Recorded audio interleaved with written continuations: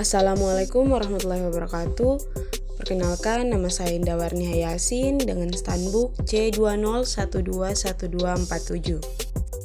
Saya adalah mahasiswi di Universitas Tadulako, Fakultas Ekonomi dan Bisnis, program studi S1 Manajemen. Baik, langsung saja di sini saya akan menjelaskan materi tentang perencanaan, menulis dan menyelesaikan laporan dan proposal, mata kuliah Komunikasi Bisnis. Sebelum lanjut, untuk mengetahui apa itu perencanaan, menulis dan juga menyelesaikan laporan dan proposal, kita harus mengetahui apa yang dimaksud dengan laporan dan juga proposal. Laporan adalah suatu cara komunikasi di mana penulis menyampaikan informasi karena tanggung jawab yang dibebankan kepadanya. Proposal adalah rencana kerja yang disusun secara sistematis dan terperinci untuk kegiatan yang bersifat formal. Biasanya, sebelum seseorang melakukan kegiatan, harus menulis proposal terlebih dahulu agar kegiatannya menjadi terencana. Lanjut, yang pertama yaitu perencanaan laporan dan proposal. Perencanaan laporan dan proposal merupakan hal yang sangat penting dalam setiap aspek, termasuk dalam membuat laporan. Hal-hal yang perlu kita perhatikan dalam membuat perencanaan laporan dan proposal yaitu yang pertama, definisikan masalah, tujuan dan ruang lingkup. Yang kedua, analisis audiens. Yang ketiga, menentukan ide atau gagasan. Yang keempat, menghapus data. Yang kelima, menganalisis dan menilai data. Dan yang terakhir, mengorganisasikan data dan mempersiapkan garis akhir. Yang kedua yaitu menulis laporan dan proposal. Terdapat 3 poin dalam menulis laporan dan proposal. Yang pertama yaitu pendahuluan, yang kedua isi, dan yang ketiga penutup.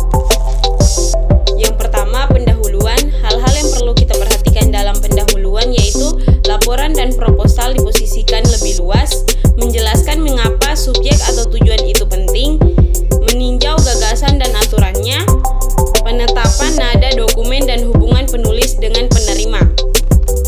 Yang kedua, isi. Dalam menulis laporan dan proposal, isi harus akurat, lengkap, seimbang, jelas dan logistik, serta didokumentasikan dengan rapi. Yang ketiga, penutup.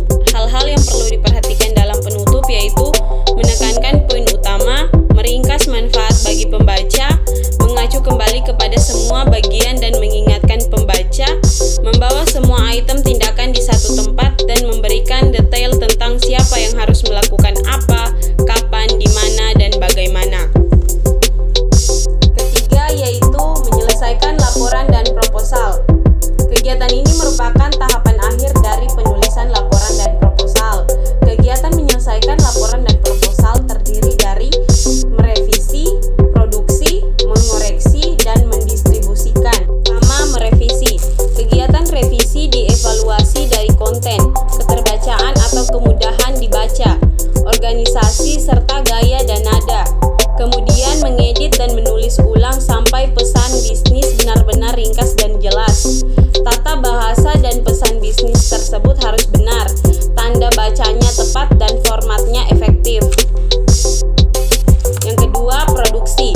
Kegiatan produksi terdiri dari elemen desain, menulis laporan tugas, sumber daya komputer, dan harapan audiens. Gunakan unsur-unsur desain yang efektif dan tata letak atau perwajahan yang tepat agar tampilan pesan bisnis menarik, bersih dan profesional.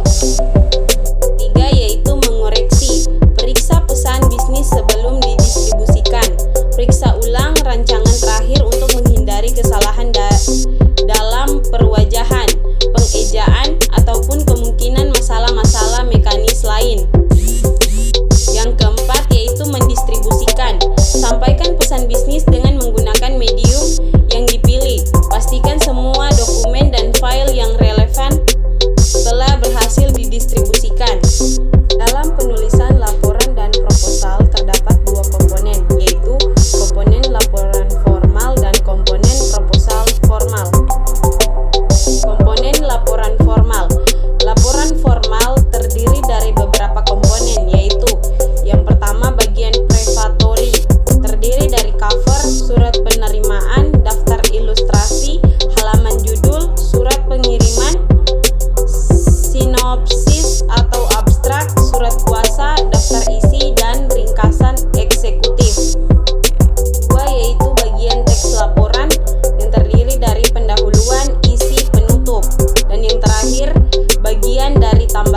terdiri dari